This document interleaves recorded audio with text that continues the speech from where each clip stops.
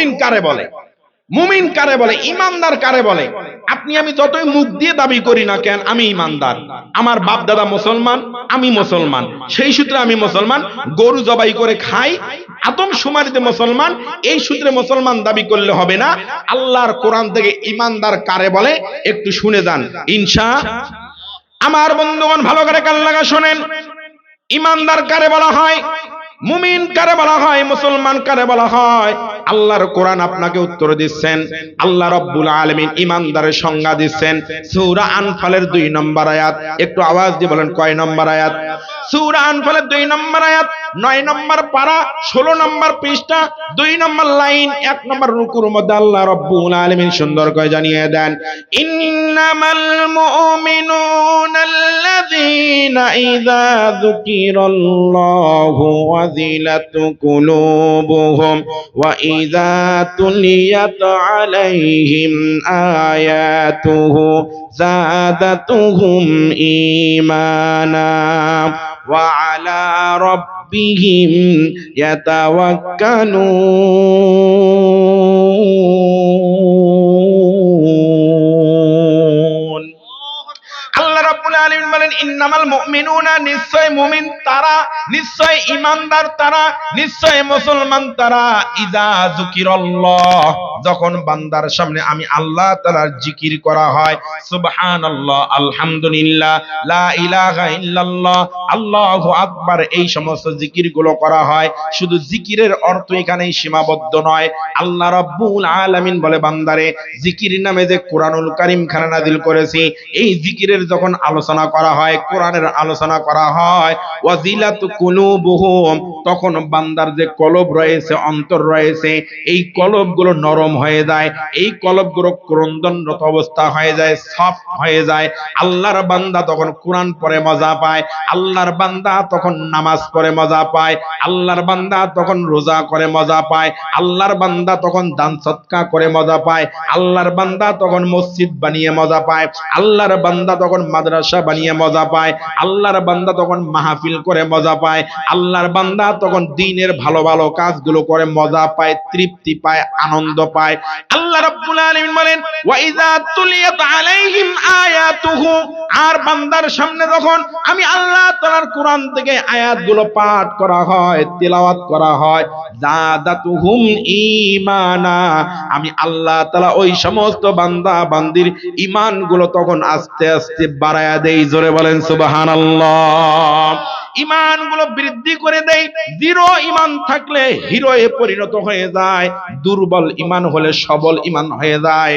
আর আল্লাহ রাব্বুল আলামিন বলে বান্দা যখন কোরআন শুনে, কোরআনের মাহফিল শুনে, ইসলামী জালসা শুনে, তখন বান্দার ঈমানটা যখন হিরো হয়ে যায়, ওয়া আলা রাব্বিহিম ইয়াতাওয়াক্কালুন, সুখে দুঃখে বিপদে আপদে সর্ব অবস্থায় বান্দা আমি আল্লাহর প্রতি ভরসা করে। জোরে বলেন সুবহানাল্লাহ।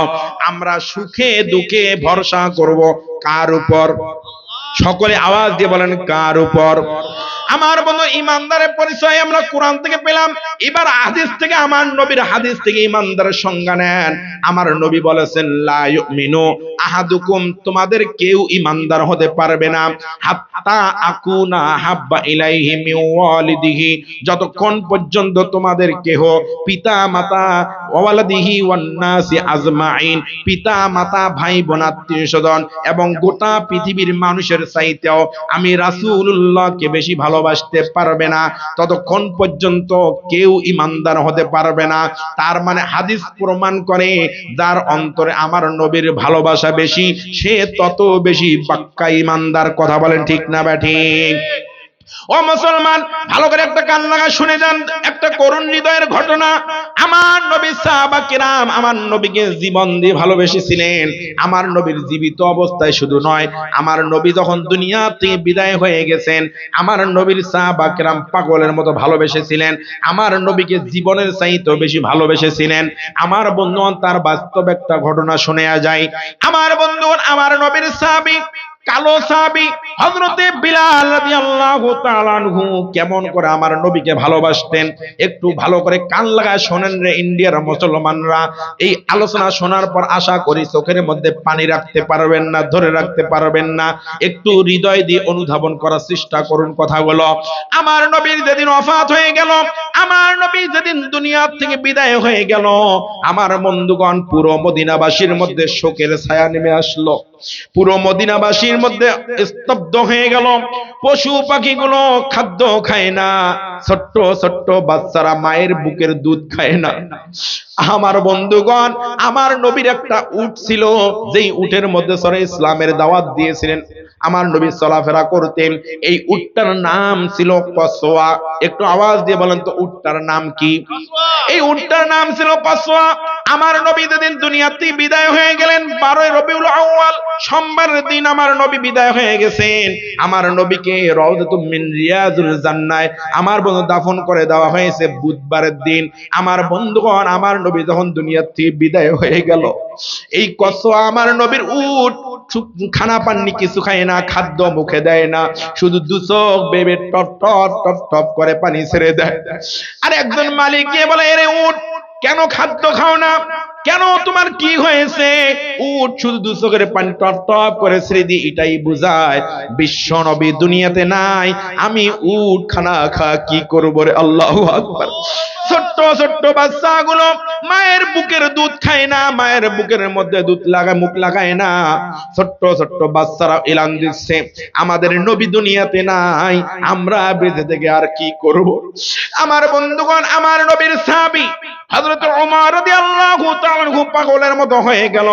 রাঙ্গা তরবারি কোষ থেকে বের করে এলান দিয়ে ঘোষণা করে দিলেন, এ মদিনাবাসীর মানুষ, আমি ওমরের সামনে যদি কেউ একবারের জন্য উচ্চারণ করে বলো বিশ্ব নবী মুহাম্মদুর রাসূলুল্লাহ দুনিয়াতে নাই, তাহলে আমি ওমরের তরবারি থেকে গর্দান নিয়ে ফিরতে পারবে না। আল্লাহু আকবার।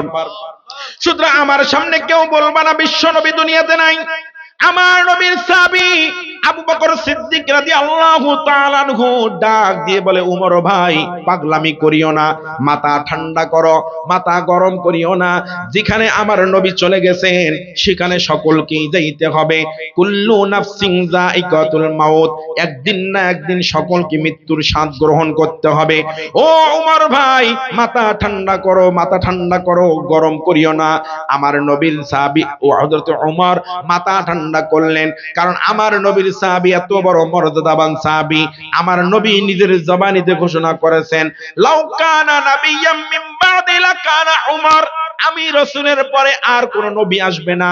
আনা খাতামুন নাবিয়্যিন লা নাবিয়্যা বাদি, আমি হলাম শেষ নবী, আমি হলাম শেষ পয়গম্বর। আমার পর নবুয়তের দরজা বন্ধ হয়ে যাবে, আমার পর আর কোন নবী দুনিয়াতে আসবে না। আমার পর আমার আল্লাহ তাআলা যদি নবী হিসেবে কাউকে দুনিয়ায় পাঠাতেন, সেই নবী হইতো হযরতে ওমর। জোরে বলেন সুবহানাল্লাহ। আমার নবীর সাহাবী ওমর রাদিয়াল্লাহু তাআলা আনহু মাথা ঠান্ডা করলেন। আমার নবী দুনিয়াতে চলে যাওয়ার পর আমার নবীর রাজ্য পরিচালনা করার জন্য, ইসলামের দাওয়াত প্রচার প্রসারের জন্য আমার বন্ধু খলিফার মসনদে বসলেন। খলিফা নিযুক্ত করা হলো। প্রথম খলিফা হলো হযরতে আবু বকর সিদ্দিক আকবর। জোরে বলেন সুবহানাল্লাহ। আমার নবীর প্রথম সাহাবী আবু বকর সিদ্দিক রাদিয়াল্লাহু তাআলা আনহু খলিফা নিযুক্ত হলেন।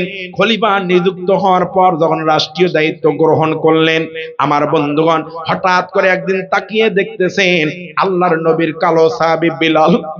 এই বিলাল একটা হাতের মধ্যে কাপড়ের গাঁটটি, মাথার মধ্যে একটা বোঝা নিয়া আমার নবীর সাহাবী আবু বকরের সামনে হাজির হয়েছেন। আমার নবীর সাহাবী আবু বকরের সামনে হাজির হয়ে ডাক দিয়ে বলেন, আসসালামু আলাইকুম ইয়া কি আবু বকর, হে ভাই আবু বকর ভাই, আপনাকে সালাম, আপনার কাছ থেকে বিদায় চাই। আমি বিলাল মদিনায় থাকবো না, আমি বিলাল মদিনা ছেড়ে অনেক দূরে চলে যাব। আমার নবীর সাহাবী আবু বকর সিদ্দিক রাদিয়াল্লাহু তাআলা আনহু ডাক দিয়ে বলেন, বিলাল ভাই কেন, কি হয়েছে? তোমার হাতের মধ্যে কাপড়ের গাঁটটি, মাথার মধ্যে বোঝা, তুমি মদিনা ছেড়ে চলে যাইতে চাচ্ছ কেন? তোমার কি হয়েছে? তোমার কিসের অভাব, কিসে তোমার সমস্যা? আমাকে বলো, আমি রাষ্ট্রীয় কোষাগার থেকে তোমার অভাব পূরণ করে দেব, তোমার দুঃখ দূর করে দেব, তোমার কষ্ট দূর করে দেব। আল্লাহু আকবার। আমার নবীর সাহাবী বিলাল ডাক দিয়ে বলে, আবু বকর ভাই, আমার কোনো অভাব নাই, আমার কোনো টাকা পয়সার অভাব নাই, গাড়ি বাড়ির অভাব নাই, আমার থাকার জায়গার অভাব নাই, খাওয়ার অভাব নাই, আমার সব কিছু আছে, একটা মাত্র আমার অভাব। হে আবু বকর ভাই, আমি আমি বিলালের একটা মাত্র অভাব, এই অভাবটা যদি তুমি পূরণ করে দিতে পারো, এই অভাবটা যদি আমার পূরণ করে দিতে পারো, আমি বিলাল কথা দিলাম মদিনা ছেড়ে যাব না। জোরে বলেন সুবহানাল্লাহ। আমার নবীর সাহাবী আবু বকর সিদ্দিক রাদিয়াল্লাহু তাআলা আনহু ডাক দিয়ে বলে, বিলাল ভাই, বলো বলো বলো বলো, তোমার সেই অভাবটা কি? কি সেই তোমার অভাব, যে অভাবটা আমি পূরণ করতে পারলে তুমি মদিনা ছেড়ে যাবে না? বলো, আমি আমার জীবনের বিনিময়ে আমি চেষ্টা করব তোমার অভাবটা পূরণ করে দেওয়ার জন্য। জোরে বলেন সুবহানাল্লাহ। আমার নবীর সাহাবী বিলাল রাদিয়াল্লাহু তাআলা আনহু ডাক দিয়ে বলে, আবু বকর ভাই, আমার একটাই মাত্র অভাব, আর কোনো কিছুর অভাব নাই। সেই অভাবটা যদি বলি, যদি পূরণ করে দিতে পারো, আমি মদিনায় থাকব। আর যদি পূরণ করে না দিতে পারো, আমি মদিনায় থাকবো না, মদিনা আমার ভালো লাগে না। আবু বকর সিদ্দিক রাদিয়াল্লাহু তাআলা আনহু ডাক দিয়ে বলে, বিলাল ভাই, কি অভাব তোমার, তাড়াতাড়ি আমাকে বলো। বিলাল রাদিয়াল্লাহু তাআলা আনহু ডাক দিয়ে বলে, আবু বকর ভাই, আমার অভাবটা হলো বিশ্ব নবীর অভাব। নবী দুনিয়াতে নাই, নবী মদিনায় নাই। আমি আবু বকর, তুমি যদি এই অভাবটা পূরণ করে দিতে পারো, আমি বিলাল মদিনায় থাকবো। ও আবু বকর ভাই, আমি যেই দিকে তাকাই সেই দিকে শূন্য ধুধু মরুভূমি, আমার নবী শূন্য মদিনা, নবী শূন্য মদিনা। আমি বিলাল থাকতে চাই না, আমার নবীকে যদি এনে দিতে পারো, আমি বিলাল কথা দিলাম মদিনা ছেড়ে যাব না। আল্লাহু আকবার। আমার নবীর সাহাবী আবু বকর ডাক দিয়ে বলে, বিলাল ভাই, কেন পাগলামি করো, কেন পাগলামি করো? আমার নবী যেখানে গেছে ওখান থেকে ফিরে আসা সম্ভব নয়। ওরে বেলাল, কেন পাগলামি করো? তুমি কি আমার নবীকে একাই ভালোবাসো নাকি আমরা কি ভালোবাসি না? ও বেলাল, অন্যান্য সাহাবীরা আমরা কি আমার নবীকে ভালোবাসি না? তুমি কি একাই ভালোবাসো নাকি? আমার নবীর সাহাবী বেলাল ডাক দিয়ে বলে, আবু বকর ভাই, তোমরাও নবীকে ভালোবাসো, আমিও নবীকে ভালোবাসি, কিন্তু তোমরা যখন আমার নবীর রওজার দিকে তাকাও সহ্য করতে পারো, কিন্তু আমি বেলাল যখন আমার নবীর রওজার দিকে তাকাই, আমি বেলাল সহ্য করতে পারি না। ও আবু বকর ভাই, তুমি আমার নবীর রওজার দিকে তাকাইলে সহ্য করতে পারো, কিন্তু আমি বিলাল, আমি নবীর রওজার দিকে তাকাইলে সহ্য করতে পারি না। আমার বুকটা ফেটে চৌচির হয়ে যায়, আমার বুকের ভিতরে ব্যথা বেদনা শুরু হয়ে যায়। আমার নবী শূন্য মদিনা ভালো লাগে না, আমাকে বিদায় দাও, আমি মদিনা ছেড়ে চলে যাব। আমার নবীর সাহাবী আবু বকর বিলালকে বুকের মধ্যে জড়িয়ে নিয়ে হাউমাউ করে দুজনে কান্না করে, দাড়িগুলো বেয়ে বেয়ে টপ টপ টপ টপ করে কান্নার পানি ঝরে। আমার বন্ধুগণ বিলালকে তখন বুকের মধ্যে জড়িয়ে নিলেন। বিলাল ডাক দিয়ে বলে, আবু বকর ভাই, আমি আর মদিনায় থাকতে চাই না, আমার বুঝতে আর বাকি নাই, আমার বোঝা হয়ে গেছে, তুমি আমার এই অভাবটা পূরণ করতে পারবা না, আমার নবীকে এনে দিতে পারবা না, সুতরাং আমি মদিনায় বেলাল থাকবো না।